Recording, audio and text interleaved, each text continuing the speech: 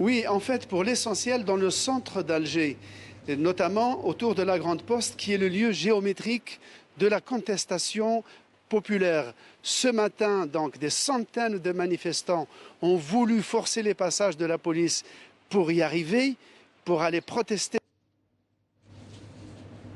Anti-émeute avait reçu l'ordre de les en empêcher coûte que coûte.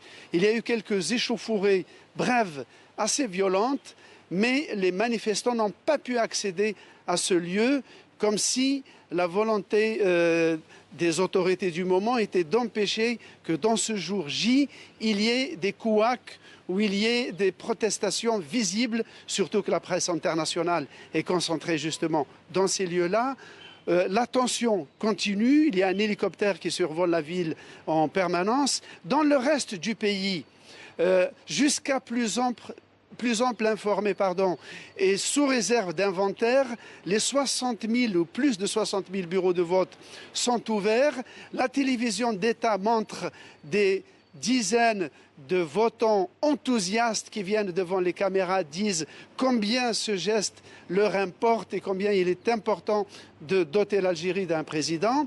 Mais on le sait, des centaines de milliers de gens s'opposent à ce même vote. Dans les départements de Kabylie, où des maires ont annoncé déjà il y a plusieurs semaines qu'ils ne mettraient pas leurs moyens pour favoriser l'élection, et il y a probablement des bureaux de vote qui ont dû avoir les plus grandes difficultés à fonctionner. Mais toujours est-il, le taux de participation à la fin de la journée sera le véritable enjeu de cette consultation.